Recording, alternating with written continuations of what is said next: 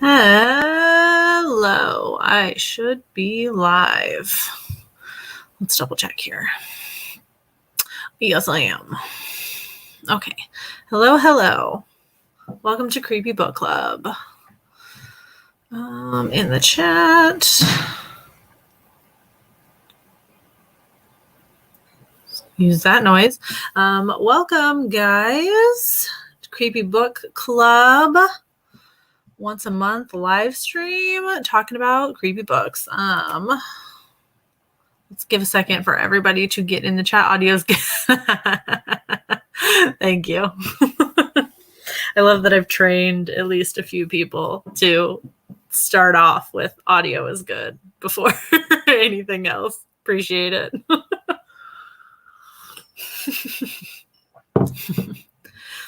Now that we've established that, we can move on.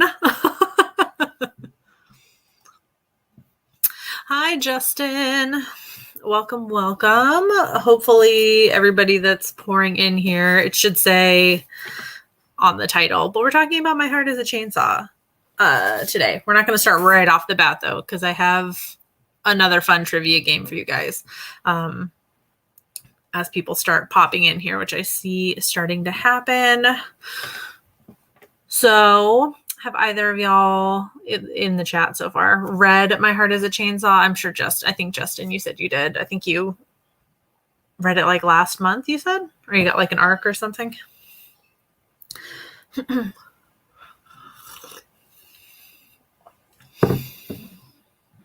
It was a fast read. I finished this one pretty quickly, I feel like.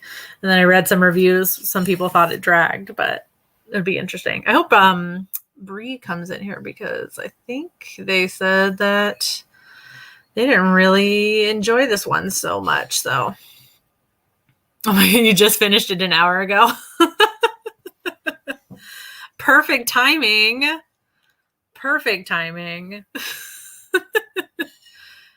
Couldn't find what this month's book was. Then it was too late. Okay.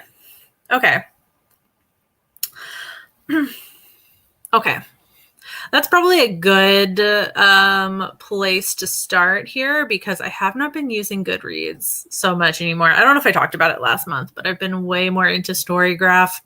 Not a plug for them. I just think it's a better site for logging your books. And I also put it in the Goodreads group, but I didn't know if I should keep the Goodreads group up or just do the live streams and just incessantly post about Creepy Book Club on my socials. So that way you guys know what books are coming next. Because they're on the Goodreads page, but I know not everybody uses Goodreads. So I'm like, I don't know how you guys feel about it. Like if you don't ever use Goodreads, so it doesn't matter, and you'd rather just come to the live streams, or you like Goodreads and you want the group to be on Goodreads also. The only thing keeping me there would be the Creepy Book Club. So I don't know how anyone else feels about it. I feel like I got a very split answer on the Goodreads group as to whether to keep using it or not. So I don't know if any of that's making sense, but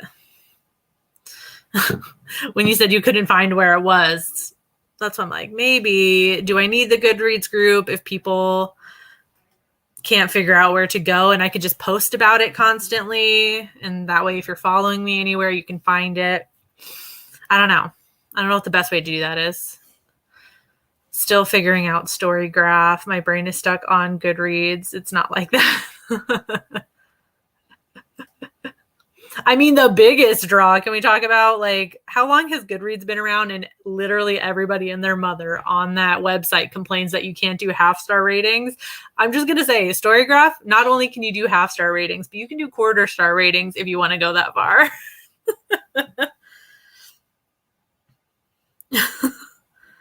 I do miss the discussion, but I like the live. I know, I really like the lives too. Like they went so well. I was nervous that like nobody that would have read the book would show up, but you guys obviously proved me wrong. And I like talking to you in more real time about it.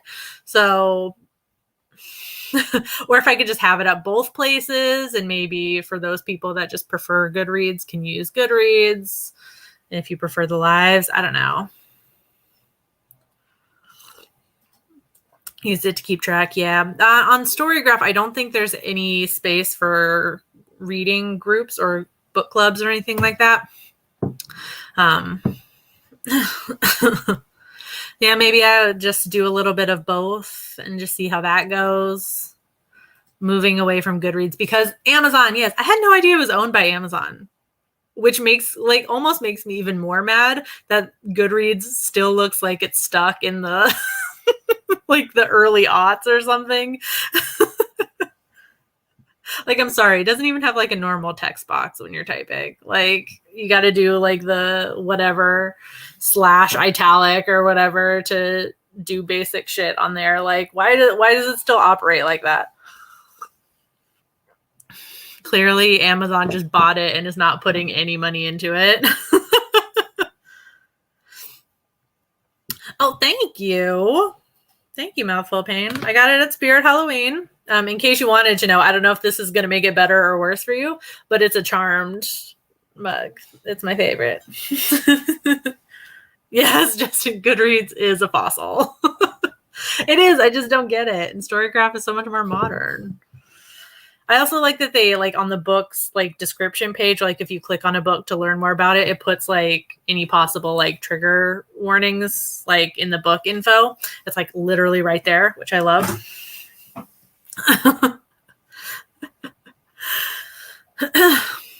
So I don't know.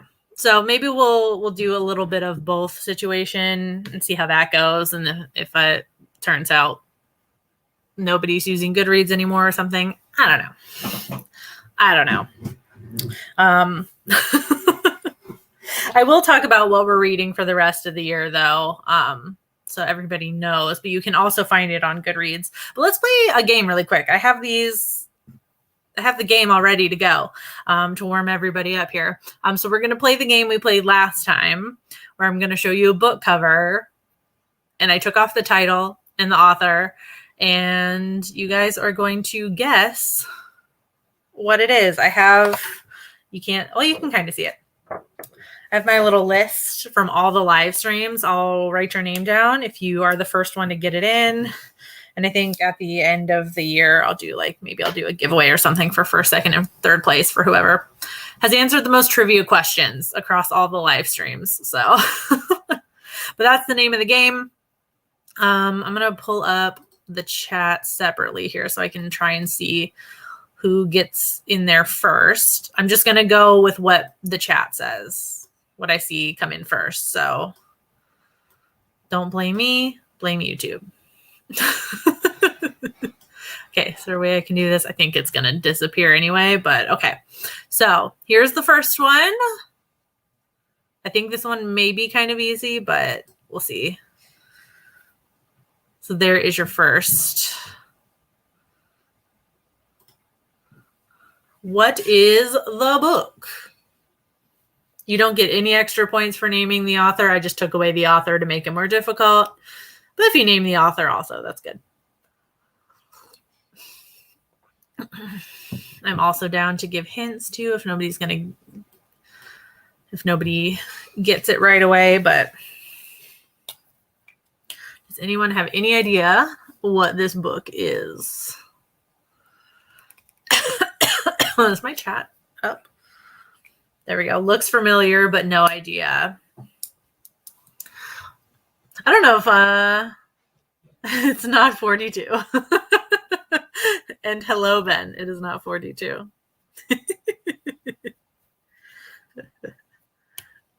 Man, you're asking for a hint already? Come on.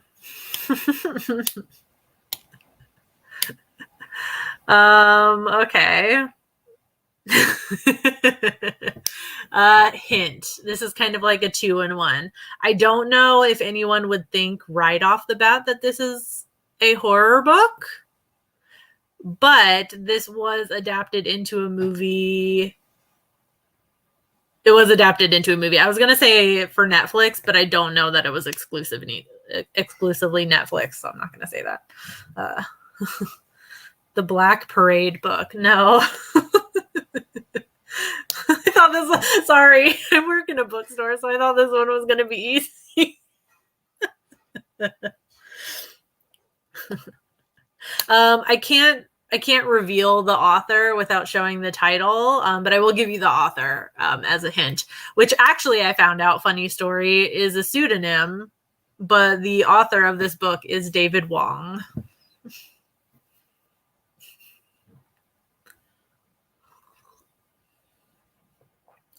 Author is David Wong. Maybe not right off the bat think of it as a horror book, but that's how it is classified. Not Tiger King. It is not Tiger King. It was made into a movie. Man, I didn't think this one was going to be a difficult one.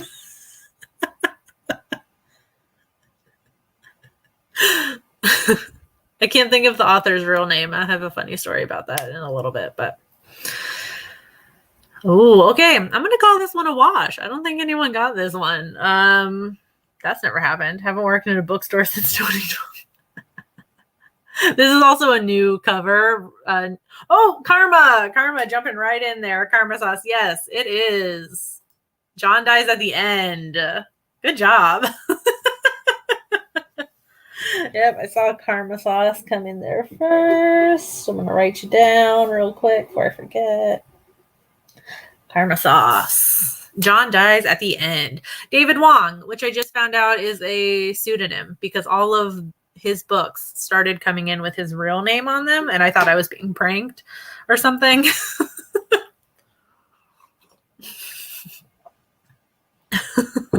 I thought I was being pranked, but it turns out David Wong was never this author's real name, which I had no idea.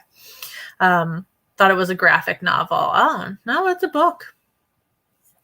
All right, man. Okay, well, maybe I got it backwards. I thought this was the easier one. Maybe the rest of them are going to be super easy now. There's only 2 more, but here is the second one. I don't know that the little blurbs on the cover help you at all, but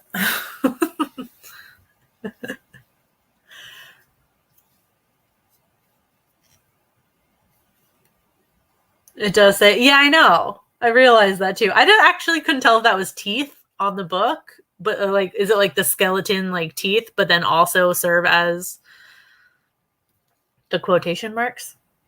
Oh, Melody coming right in there with the hunger. Good job. Yes. Okay, I see I did this backwards here. I did the easy one first. Let me just write your name down really quick. Oops, and I automatically misspelled Melody. How did I do that? I don't know.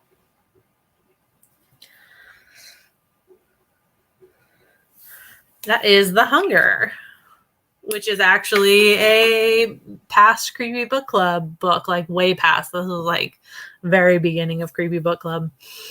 Okay, last one. Last one's a little bit of a cheeky one, and you'll know the answer right away if you know one of our future Creepy Book Club reads. So here is the last one.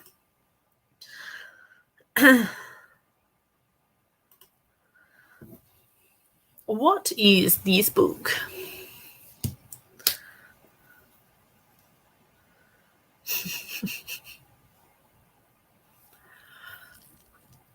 Oh, Melody again. Kill Creek.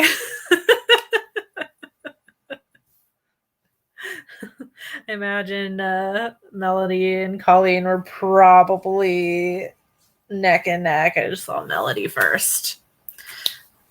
Correct. That is Kill Creek by Scott Thomas.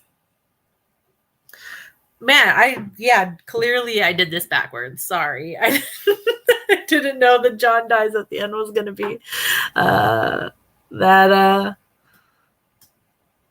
much of a difficult one. Sorry. Just starting you guys off with the absolute most difficult book cover ever.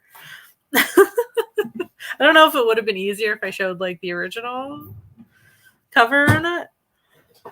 Probably. I don't know. Probably not. There are people on the house. Wait, what? Hold on. Justin's making me go back. Oh my god! Yeah, there are people on the house. I didn't even notice that either. Is that on my copy?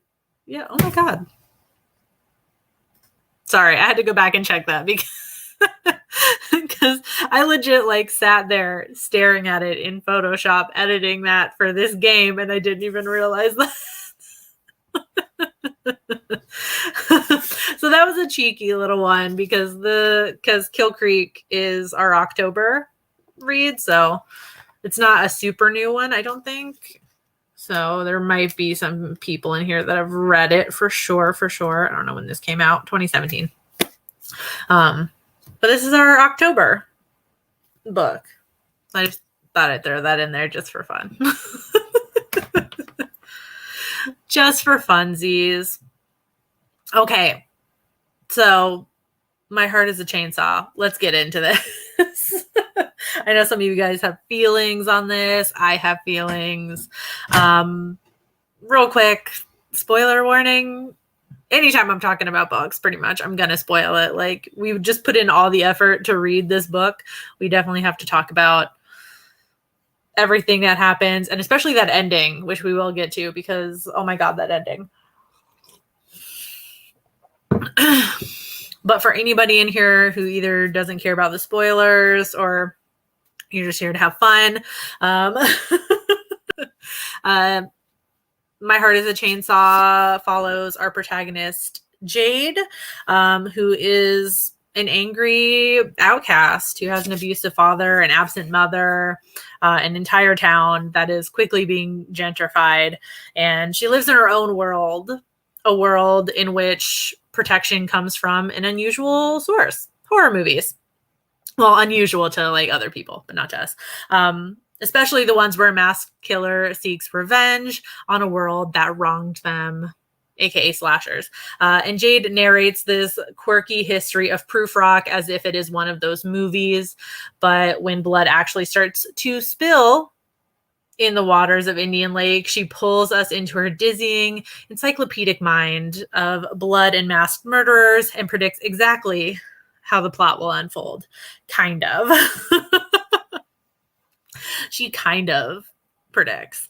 So let's jump right into that with Jade, because I feel like she is such an interesting character. I mean, like, she's relatable in that, like, she has this, you know, encyclopedic knowledge of horror movies, which I feel like we all kind of do in varying degrees. But she's such an interesting character, especially her delivery of all this horror knowledge, which I kind of love how she's just so like unabashed about how much she loves the genre, and she'll literally just be spewing these facts to anyone who will listen with like proper context. Like, she'll tell them like the movie and you know, like when it came out and stuff like that, so she's not just like prattling off about facts that nobody's really understanding. Nobody really understands her, but it's just fun to see her do that. But she also uses horror movies as a coping mechanism a little bit for her life, which is not the best, which I felt like was super relatable though to horror fans. I don't say we like all have shitty lives or anything like that, but we definitely use horror as like a comfort genre, which I thought it was interesting to see played out in a book.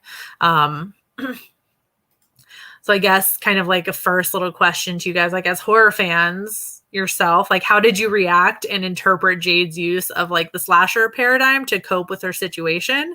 Like not only in her life, but then when people start dying in Proof Rock and she's like desperately trying to like fit everything that's happening like into this narrative. I have to wait for the delay, so I don't want to keep talking too much over you guys. Justin coming right in with a rating, gave it 3.5 stars. Great concept. Slasher knowledge, but can't say it was an enjoyable read. Yeah, there were parts that were definitely tough, but it had its moments too, where it's just like, I feel like the slasherness was very real. And it was super duper exciting, especially at the end there. I don't want to jump right into talking about the ending, but man, man. But I love how Jade, I don't want to say I love how Jade tried to shove like the slasher paradigm onto everything, because it works and it doesn't work. Just shows kind of like a complicated relationship, I guess, with, you know, these movies. Her fact recitation, unprovoked, felt like she was maybe on the autism spectrum, except that's not even hinted at. So it ended up feeling more like the author just wanted to prove how much he knew. Interesting. Okay. That's an interesting, I definitely did not think of that with her character.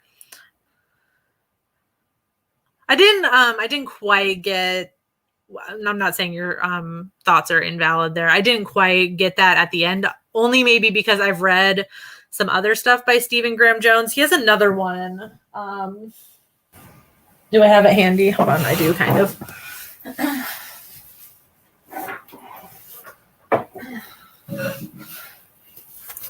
A kind of older one of his, The Last Final Girl. So I feel like I already, like, after reading this, I already kind of knew like where his like his horror fanness lied, or lay. So I didn't quite have that reaction. So it's interesting. Like, as an author, he was just name dropping to get our attention. Yeah, maybe. That's a fine line. Excuse Daisy. That's a fine line, I think, in these books also, because they're like, and we just talked about Grady Hendrix last month also, like both of these guys are horror fans also. So it's it can come across like differently to different people. Like it feels like, you know, he's just name dropping to get our attention, but it's like, if I wrote a book, maybe I might do that also.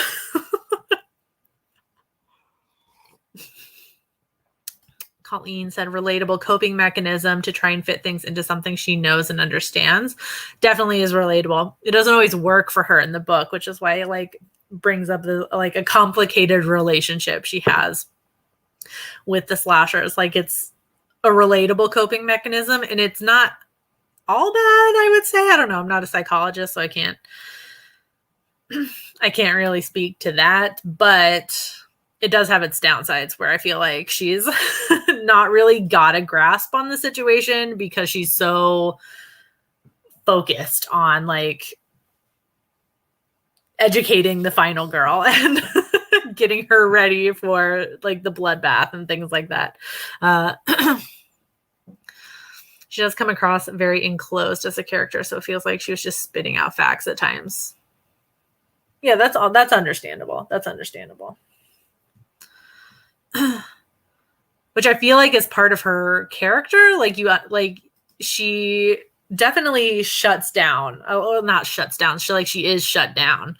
Like, she, you know, thinks she's just not wanted anywhere. So that, you know, she kind of has her walls up all the time. But like, as we're reading from this character's point of view, it's like those walls are still up though, which definitely makes it a struggle to relate to her, like on like any plane other than maybe the horror fan part. Based on this, I would never read another one of his books. I would recommend The Only Good Indians. That one is, I think, was completely different from this one. not the like a slasher, like meta slasher thing at all.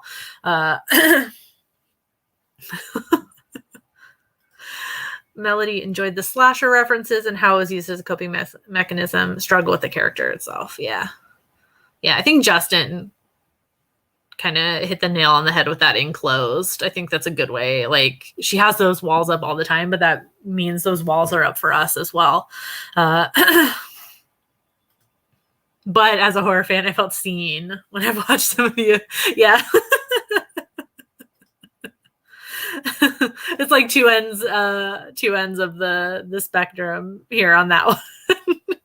It just goes to show, like, we're all interpreting it differently. I always feel like a little bit like, oh yeah, I understand that. I get that movie.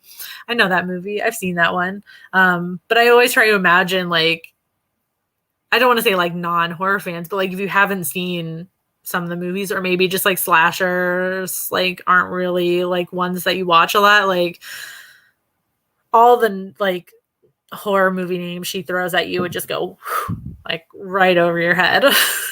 Where I feel like Final Girl Support Group, I feel like the references were maybe a little more subtle, to where it's like if you got it, you got it, and if you didn't, you didn't feel like you were missing anything.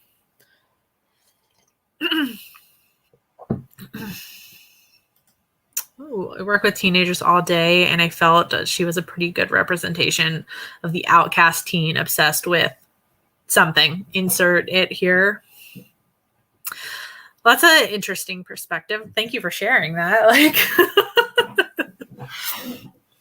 I mean, we've all been teenagers at one point, maybe are teenagers. I hope there are no people under 18 watching this right now. Not that this is going to get like bad or anything like that. But also with like YouTube stuff, like this is not made for kids. It's marked not made for kids. Yeah, you can definitely tell like the obsession for her. Which I think is just summarized kind of beautifully, like whether you like the character or not. I find this quote like that perfectly sums up her thought process. The entire movie: horror is not a symptom, it's a love affair.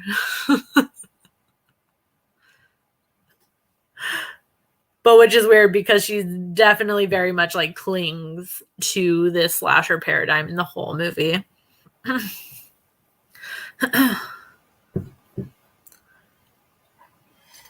And that's also an excellent point.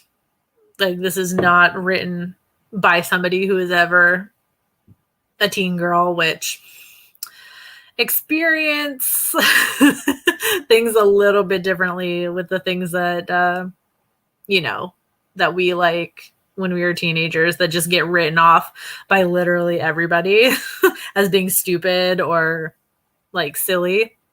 So definitely 100%. I just get excited in general when I read a book and they reference horror movies. Right on. Yep. I think you are right also. I'm just going to turn to some examples. And is there a table of contents? What happened to the table of contents, people? Just put in the beginning. Just Before Dawn. Yep. Oh my gosh. Curtains. Some of the Silent Rage. I mean, some of them are definitely very obscure references also.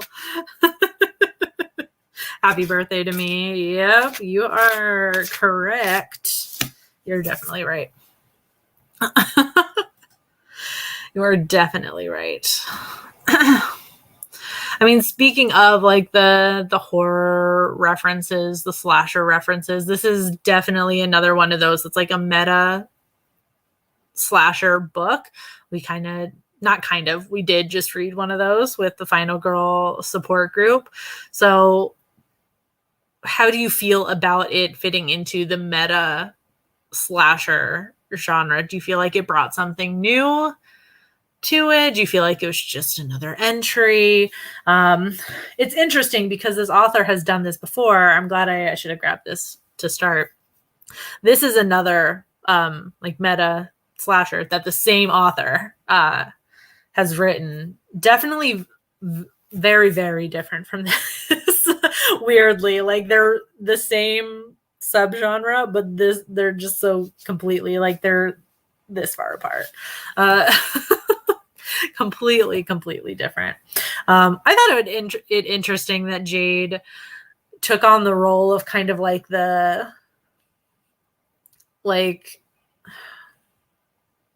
don't want to say like the harbinger or anything like that, but just like the wise person that's, that's coaching the final girl, which isn't really like a slasher character. I feel that feels more like a different kind of genre of movie. But she takes on this kind of like almost like a director role. Like the character we're watching is orchestrating this, which if we're reading a book like that, we're maybe thinking like we're reading from the killer's point of view, but that's not the case here. It's almost like she's directing it as it's happening, and that's not what she's doing. So at least like, if nothing else, I feel like this was definitely an interesting entry into like the meta slasher books, because even Final Girl Support Group, if I'm gonna keep comparing it to that, I feel like I had read stuff like that before. To where like, like I liked the story, but it's like I feel like I've read this before. This being one of them. Final Girls by Riley Sager being another one where I feel like we had kind of covered that territory. I think this is quite a deep cut meta slasher where you definitely get more out of it if you're really familiar with the genre. Definitely. It's like a meta slasher. How far meta can we go? But yes, I think you're absolutely right. I think you're definitely going to get more out of it if you have that knowledge. She never really gets to coach the final girl. Is waiting for the big realized, oh, I'm the final girl, but she never really believes it. Yeah, that's true. She never really does. I mean, she kind of tries to coach the final girl. Like she sends her that, like all of her essays. That part, oh my gosh, that part like took a turn. She sends her like all of her essays and is like with her as she's doing like all of this final girl stuff, like when they're together towards the end. So it's like, yeah, but you're right. She never really has like that, oh, I'm the final girl moment. But maybe that just goes to add to like this being maybe something that's more for horror fans, because like we realize that she's the final girl and maybe that's not the point for her to realize it, or I don't know. Justin, I love the essay section. I love that she was doing that for extra credit for a history class. I mean, it's not like incorrect. It's film history, but I just love that she was doing that for extra credit for history. For a teacher who's definitely not teaching those kids anything about like horror movie history, but she's like, yeah, this counts. This absolutely counts. That honestly, her essays honestly felt like me getting my film studies degree. Like any class that like didn't revolve around horror, which I did have one like actual like legitimate horror movie class. Every other class though, I tried to shove horror movies in there as much as I could. Like if I could find a way to write about horror movies for like my final essay for that class or something, I did. I felt very seen with those essays for sure. Maybe we, the readers, are the final girl plot twist. Maybe. I think we could all be final girls. Definitely. Final girl doesn't have to be that old slasher paradigm anymore.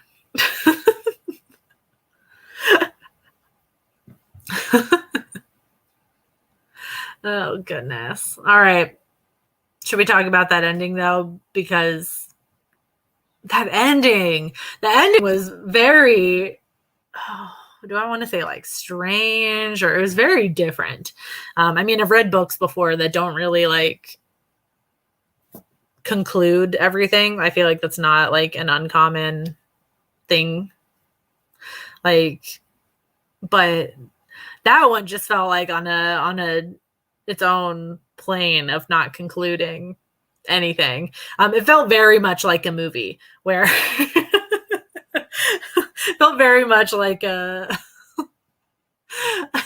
like a movie where like everything happening with like Proof Rock and everybody dying in these awful gruesome ways, until like Jade's pretty much like the only one left. Felt like the moment where like the credits would have started rolling.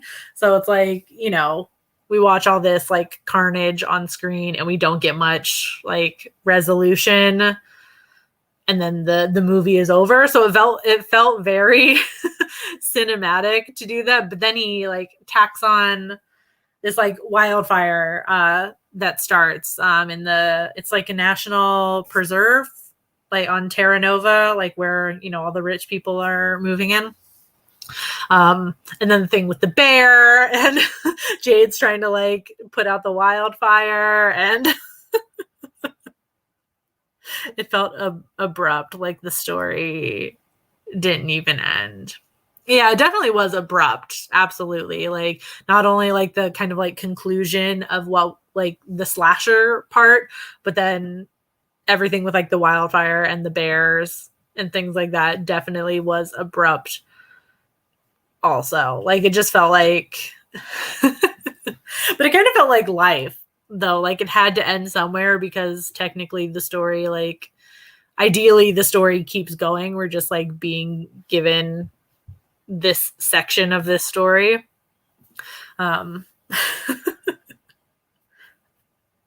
I liked the move into the wildfire part because, like I said, it felt like the credits started rolling on the slasher movie, but then it keeps going because, like, that's what like life is. But I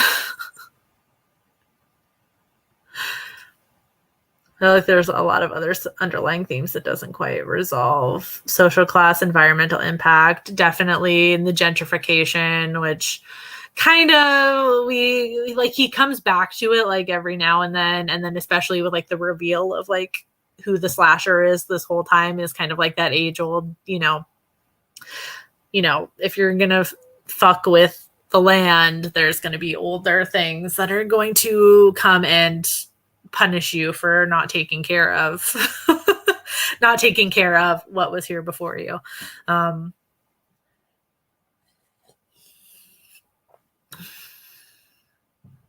But agreed. It's like everything is kind of like thrown into this big bloody soup at the end.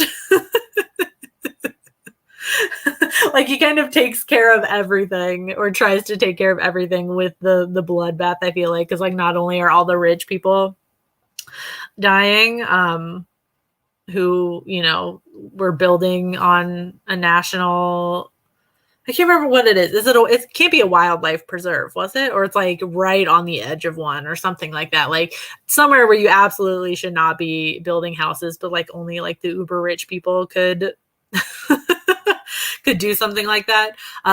So like they're all dead. And then like Jade, you know, takes care of her father also during that big bloody mess. Like he kind of just it's kind of like a catch-all, like we're gonna take care of all the problems here, we're gonna take care of everybody that's wrong in this huge massacre.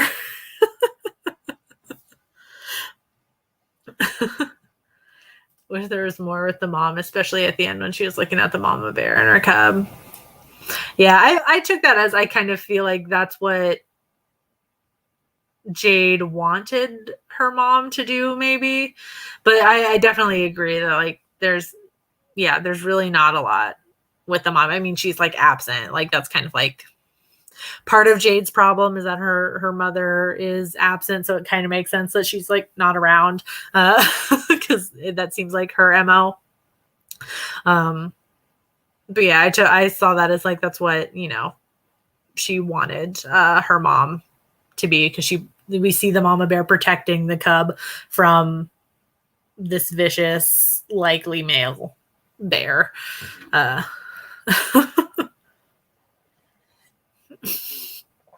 Yes, Justin, we're talking about books. We're talking about God, human gazpacho.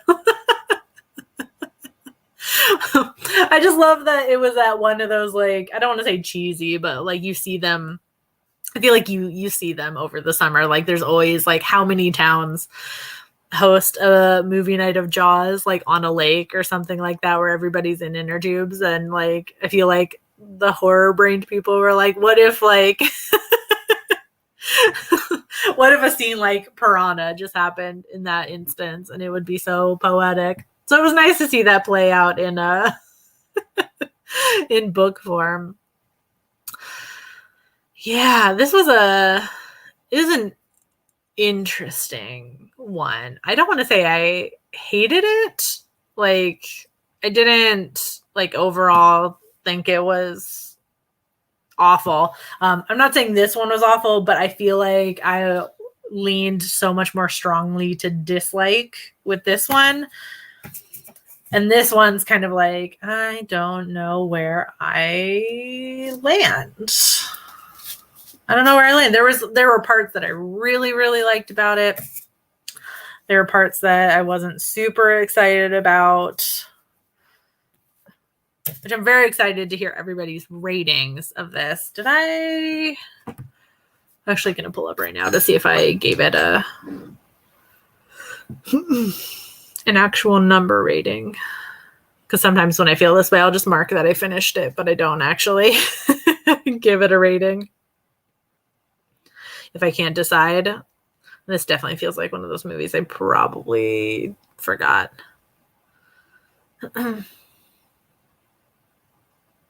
Ooh, would have been stronger as a novella. Trim some stuff out. I know Justin said he gave it a 3.5, but I'm interested to hear everybody else's ratings if you gave it a number rating. Oh, that's my actual. Excuse me.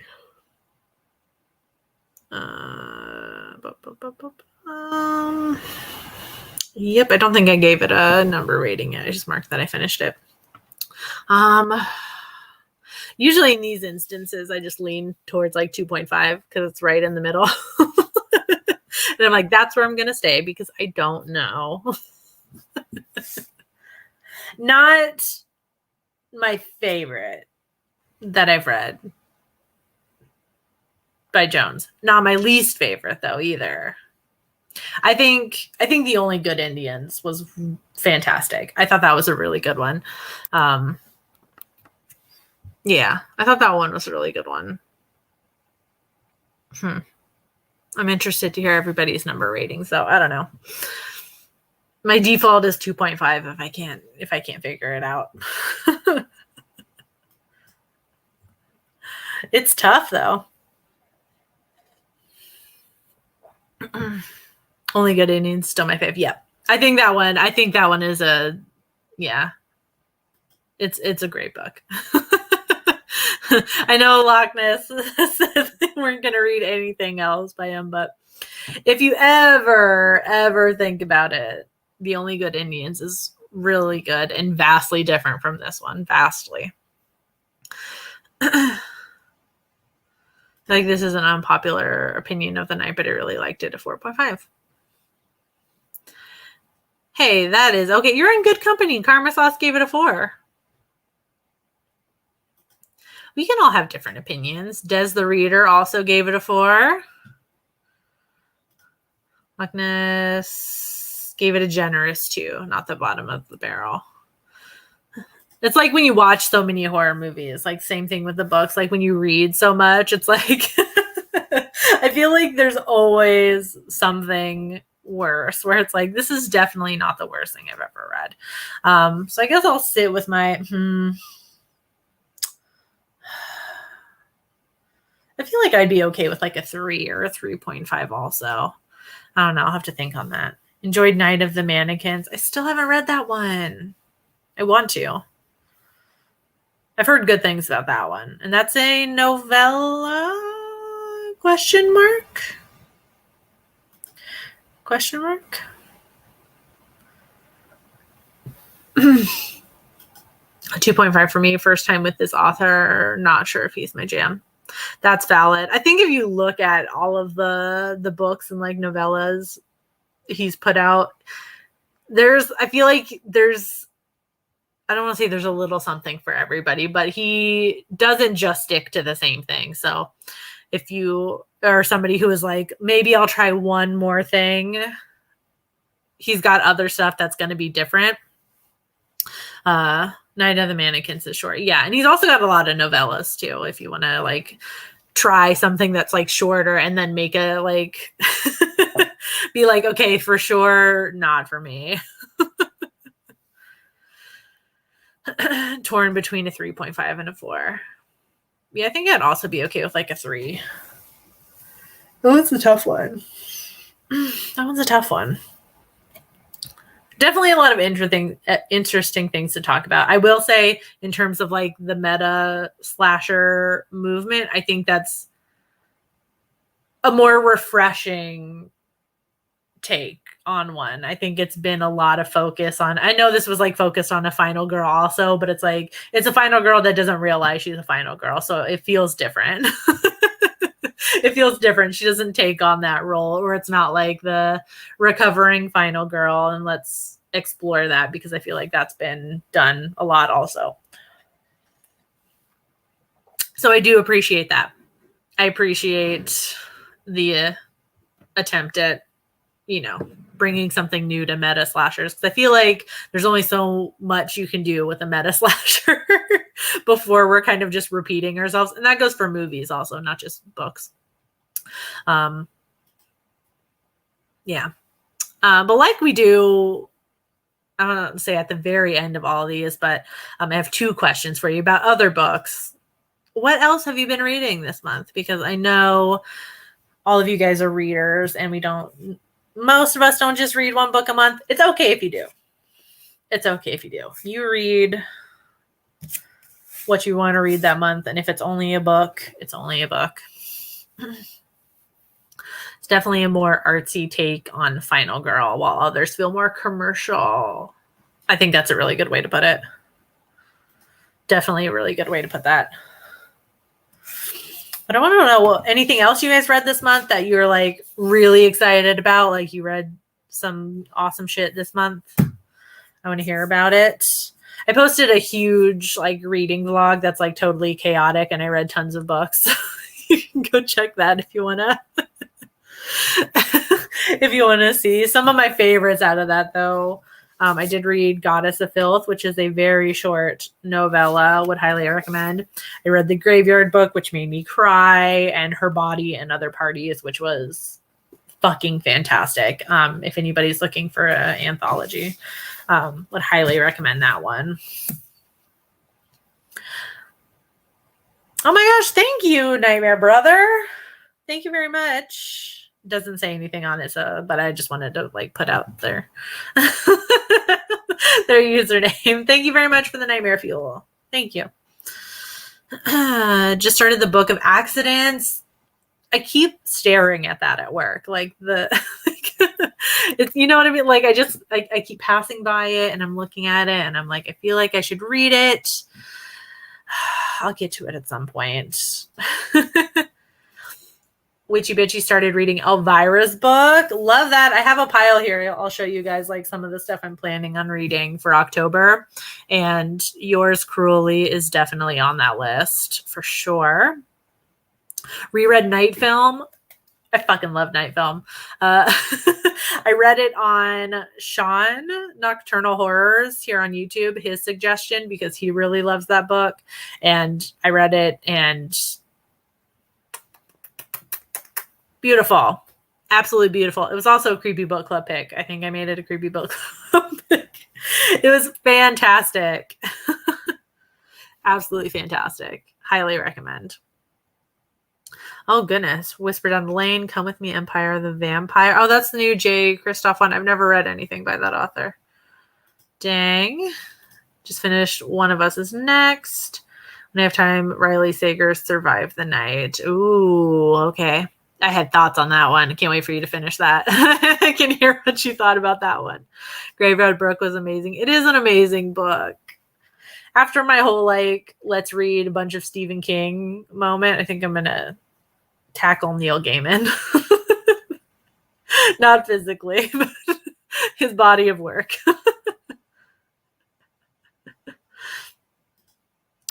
Just finished The Grip of It. Oh, that is on my TBR somewhere. Like I own the book. It's on my TBR somewhere.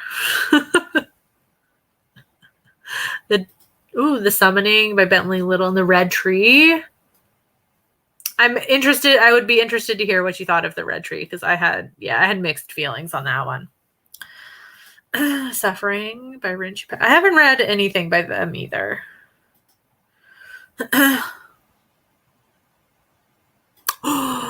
When you finish Pen Pal, I need to know how you thought. What did you think about it? I love Pen Pal. I got my assistant manager at work to read it and another coworker at work to read it, and we've hand sold it many times to people. I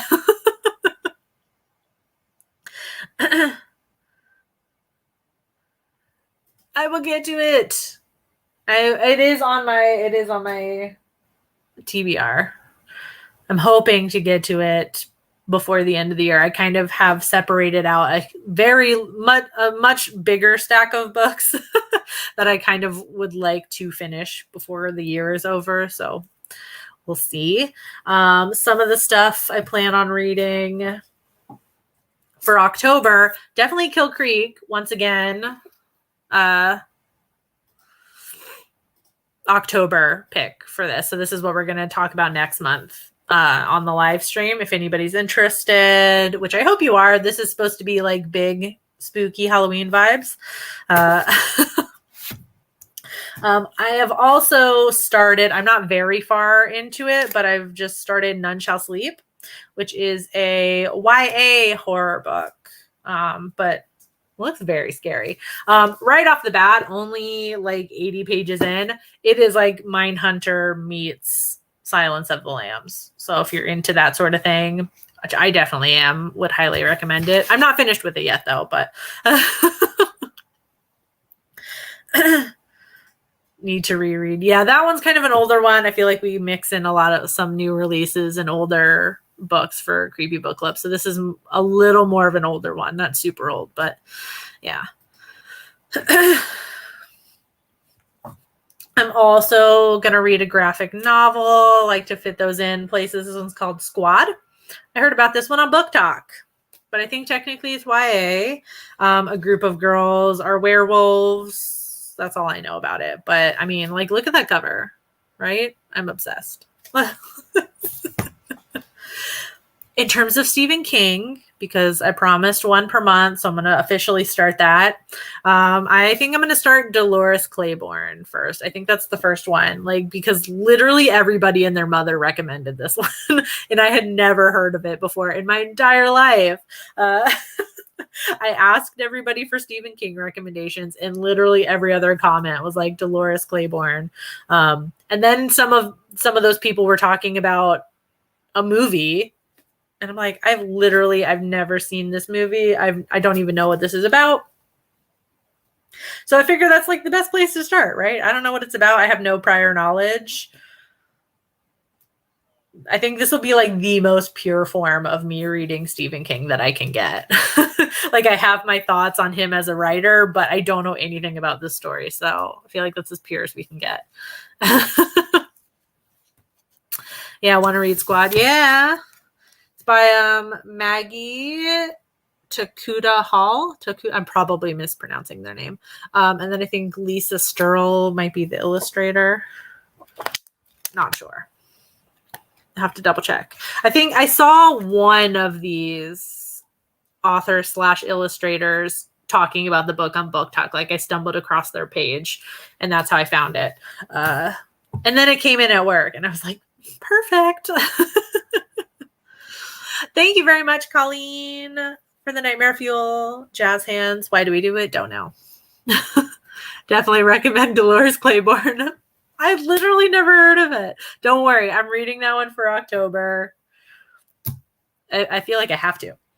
And as we were just talking about, I am going to try and fit in Yours Cruelly, Elvira, which I bought like literally on the release day. So excited.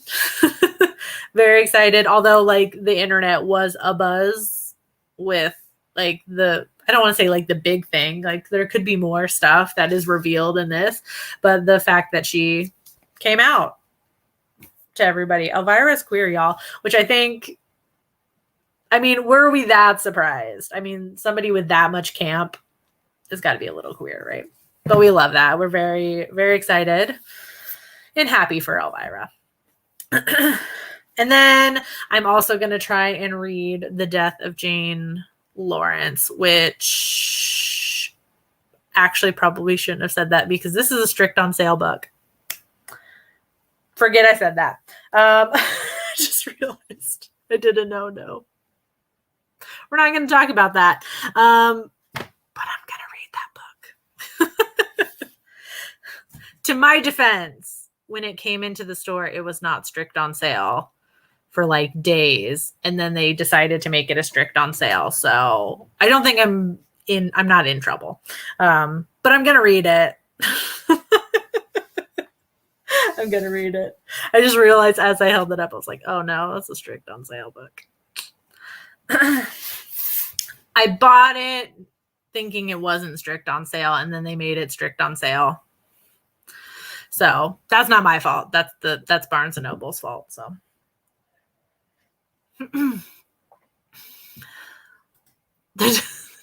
Tough Thoughts also read the arc. Man, Justin, you're killing it with the arcs. I don't know that we got one for that one. There are certain ones where, like, as a company, I feel like they should just send out arcs to all of the stores. Like, if you're going to announce it specifically for like a book club thing or a monthly pick or something, like, you should give us arcs. And thank you, Des the Reader. Thank you for your nightmare fuel. Jazz hands. Thank you very much. You haven't read it either? You've been reading King longer. Okay. I don't feel so bad. I literally had never heard that name. Everyone was like, Dolores Claiborne. I'm like, who the fuck is that? Like, and I definitely am now. I'm going to have to fit in The Lost Village because, like, y'all are all just talking about it. Okay. We're officially adding that. I'm going to try and finish that one too.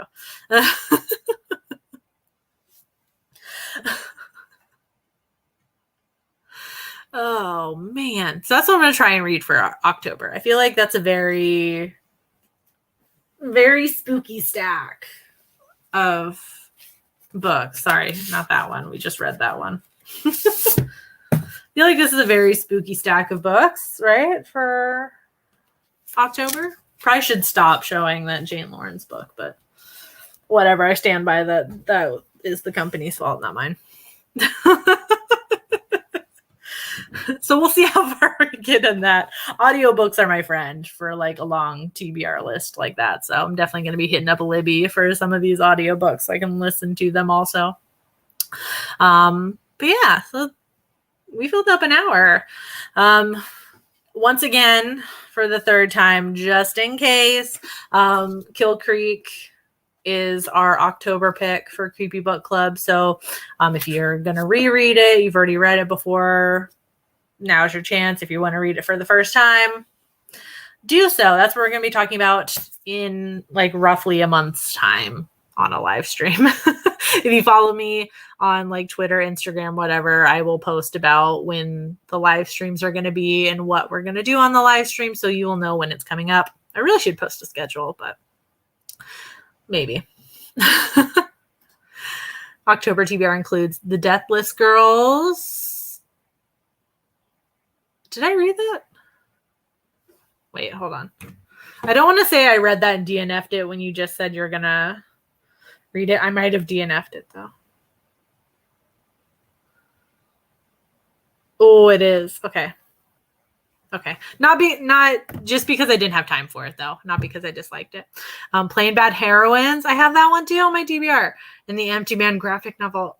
I did not know that was a graphic novel. Learn something new every day. Thank you very much. Lost Village Incentive.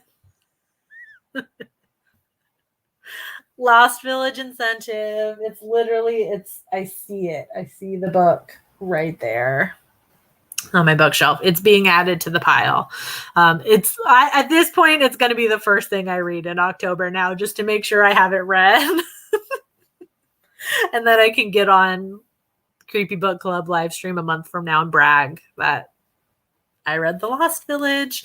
I've managed to keep away from all reviews of it, though, so I don't know like what the general consensus is. So that's probably a good thing. But thank you guys for coming and for reading along with the book club. I really appreciate it. I will keep it up on Goodreads also, just to get kind of like everybody's style of discussing books. So if you prefer Goodreads, but I would like it if you show up to the live streams too. I feel like we have fun. So yeah, what's coming up? Like next week's live stream will be like a monthly wrap up of all the things I watched in September. So we'll go through my letterbox, kind of the same thing I've done in video form, but I'll do it in a live stream. I think that'll be kind of fun and give me more room to talk about the movies for longer without worrying about how long the video is going to be. So we'll definitely be talking about stuff like Malignant because everybody's been asking, and I'm like, I'm going to talk about it. I'm going to talk about it. So we can have as long of a discussion we want about Malignant, because I know that movie is literally insane. And then this Saturday's video, I think I'm going to go do a Come With Me review, because AMC is doing their like surprise movie nights on like, it's Fridays and Wednesdays or something like that, where it's like you buy a $5 movie ticket, but you don't know what the movie is until you actually go see it. So it could be an older horror movie, could be a newer release. So I think I'm going to do like a Come With Me for that. That feels like a video idea. Like, just, that would be a great video. Like, I'm going to start the video not knowing what I'm going to go see and then give you my thoughts on that. So that will be on Saturday. And yeah, that's what's coming up. Yay, it was your first book club live stream.